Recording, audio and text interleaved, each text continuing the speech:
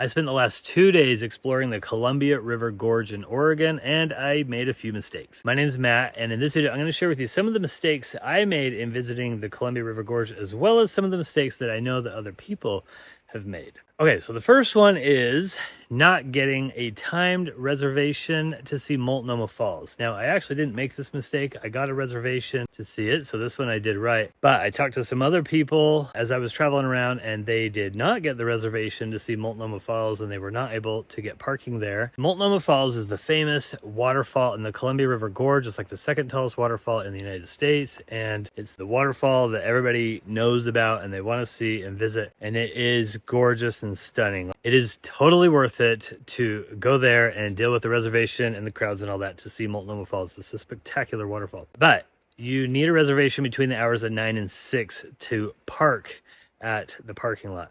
Now, here's the other thing about Multnomah Falls that you need to know that other people have made mistakes on is it's a little weird there, but there's like 2 parking lots, and the one is just super small. You really can't park there at all. The other one is very large. It's only accessible from the freeway, and that's the one you need a reservation to park at between 9 and 6. So you can get those reservations at recreation.gov. They only cost a couple of bucks, I think, and who knows if that will change in the future, but currently that's the process.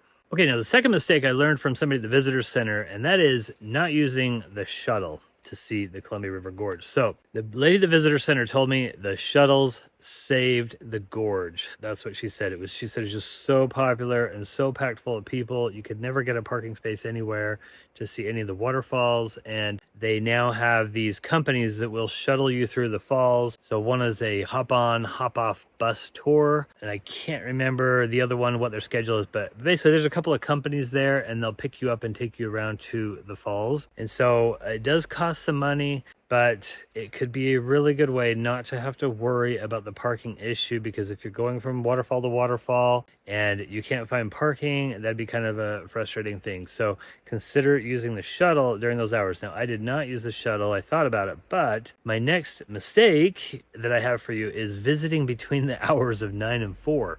Because it is so popular and because it is kind of a small road that goes along there and small parking lots, some of the stuff was built back in the early 1900s, over 100 years ago. You know, the crowds are a lot more today than what they would have been back then. If you're visiting between the hours of 9 and 4, expect some crowds and some difficulties. You know, it might not be all that pleasant of an experience if you're doing that. So I intentionally planned it out. This is one of the things I did right, was to visit after 4 o'clock and before 9 o'clock. That's how I did it. The first night I went around and saw a bunch of waterfalls like in the evening, and it was spectacular and nobody was around. I mean, it was so nice. And I'd heard so many things about the crowds, but this was just almost like a magical evening. And then the next morning, even though I had a reservation for Multnomah Falls at 9 o'clock, the earliest one, I still got there at like 7:30 or something. And I felt like I had that all to myself. And I hiked up to the top and it was fantastic. And I heard that trail is just packed full of people during the day, and they're all huffing and puffing because it's a really steep trail.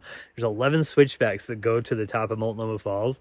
And so the lady at the visitor center said, you know, everybody overestimates their abilities. And so she said it's miserable hiking up there during the day because, you know, you're walking behind people who are all, you know, barely slogging along or they're stopped or whatever.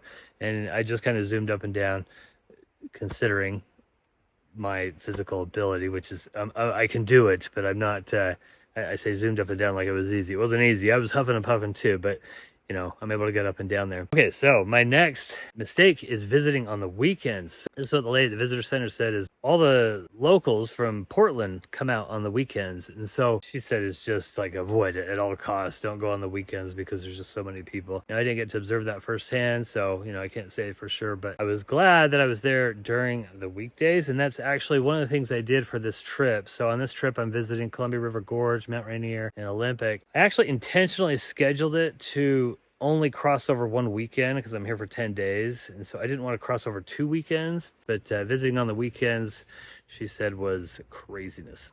Okay, my next mistake is something that my dad did and warned me about and told me about, and that is getting on the wrong road. So there's 2 roads that go through the Columbia River Gorge. There's Highway 30 and I-84. Both of these travel right along the Columbia River, essentially, and which is trapped between kind of the cliffs of the gorge, you know, and the river there, and then you have the roads that are running through it as well as the train tracks. You know, you want to be on Highway 30. This is a historic scenic byway. You want to be on that one to see all the waterfalls. So my dad said he was driving there with their friends, and whatever, they got confused. It's actually easy to get confused because the roads end up intersecting or actually merging is what happens. It's just a little quirky to get on the right road. And then like some of the sites you can only access from I-84, other ones you can only access from Highway 30. It actually is a little weird, but I mean, if you're not familiar with it, it would be a mistake to get on the wrong road. And that's what his friends did. He's driving in the back seat and they're on the wrong road, and he's trying to tell them to get off. Now, there's a couple of freeway exits from I-84 that can get you over onto Highway 30. It's not that big of a deal, but just be aware, you know, there's two roads, and then Highway 30 is the historic one that gets you to all the waterfalls. I-84 is, you know, the freeway now, but it actually has some really beautiful falls or views. In fact, I-84 has better views of the Columbia River, and then Highway 30 has better views of the waterfalls. Well, that has the access to the waterfalls. So just know about those two roads there. And then the next mistake is thinking all the businesses will be open. This is a mistake I actually made because on the first day, I thought about riding the steamboat on the Columbia River. There's something called the Stern Wheeler Cruise, and you can ride that out on the Columbia River and kind of get views of both sides of the gorge. I thought, well, I'll just wait till tomorrow to do that. Well, I went to do it that day and they were closed. So it was a Tuesday. They don't do rides on Tuesdays at all. They're shut down. So that was kind of an interesting one. And I was trying to go to a business, like a farm orchard, to eat or get some treats or something. And they were closed. I thought, well, this is weird. It's like 11 o'clock. Why are they closed? And it's because they're not open on Tuesdays. So I guess a lot of the businesses tend to shut down like Tuesday and Wednesday in the middle of the week. So that's kind of a, you know, the flip side of not visiting on the weekends. You might not have some businesses that are open. Okay, now the next mistake is thinking that all the maps have all the info. I tell you what, I have called visitor centers before I came, and then I picked up some while I was here, and all the different cities there make their own maps. The chambers, the tourist agencies or whatever, the Forest Service, I mean, like, they all have their own different maps, and they all have different information on them. Like, this was kind of nice. The lady in Troutdale at the Columbia, let's see, it's called the Gateway to the Gorge Visitor Center, just a tiny little thing. She was super nice, and she sent me this map before I went, and she had marked up a couple of the best spots there. I mean, there's just so many maps. Look, I've got all these brochures of maps and things. It was a little tricky, actually, to plan out which stops I was going to make. But the lady at one of the visitor centers said, she said, the maps are a disaster. She goes, one of these days, I'm going to make some money by making a great map of this area. I said, well, you're kind of in luck because I do travel guides, and so we could work together and make a really good map. So I was determined to help visitors out with this little issue. So when I got home from my trip, I created my own travel guide with helpful maps, itineraries based on how much time you have, recommended stops, accessibility information on each waterfall, and a game plan for visiting the waterfalls and the sites nearby.